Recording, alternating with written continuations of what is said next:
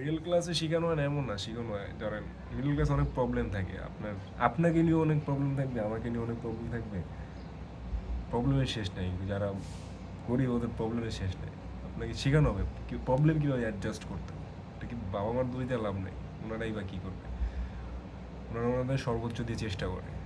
ঠিক আছে, আপনার উচিত নিজের জায়গা থেকে বের হয়ে আসা, যে না আমার এই পরিস্থিতি চেঞ্জ করতে হবে, আমার এখান থেকে বের হইতে হবে, যাই হোক না কেন।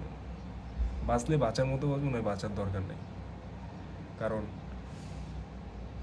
লায়ন দুই ধরনের হয়, একটা জঙ্গলে থাকে, আরেকটা সার্কাসে। সার্কাস যে লায়ন থাকে ওর খাবার অটোমেটিক রেডি হয়ে আর নিজের চোখের সামনে এসে দিয়ে যায়।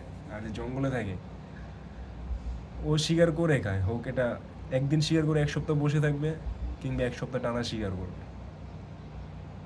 তো এখন ডিপেন্ড করে আপনার উপর, আপনি কোনটা হবেন, যে আপনি বসে থাকবেন আপনার উপর, আপনার সামনে খাবার এসে দিবে, নাকি আপনি একদিন শিকার করে 7 দিন বসে থাকবেন। পুরোটা আপনার উপরে ডিপেন্ড করে। যে আপনি মধ্যবিত্ত ফ্যামিলিতে আছেন বলে যে আপনাকে দিয়ে কিছু হবে না, এটা একটা ভুল ধারণা। জীবনে আর যাই কিছু করেন কিংবা না করেন, দুইটা কাজ কখনোই করবেন না। একটা হলো নিজেকে ডাউট, আর একটা হলো নিজেকে ধোকা। এই দুইটা কাজ কখনোই দিবেন না। নিজেকে যদি ধোকা দেন তাহলে আপনার দ্বারা জীবনে কিছুই সম্ভব নয়। ঠিক আছে, আর নিজেকে ডাউট করবেন না যে আমাকে দিয়ে হবে না, আমি পারবো না এই কাজ। এই যে চেষ্টা করবেন, কারণ চেষ্টা করলে এমনিই সফল হবেন। ঠিক আছে, আপনি যদি চেষ্টা করেন সেই রেজাল্ট আপনি মৃত্যুর পরেও পেতে পারেন, এতে কোনো সন্দেহ নেই।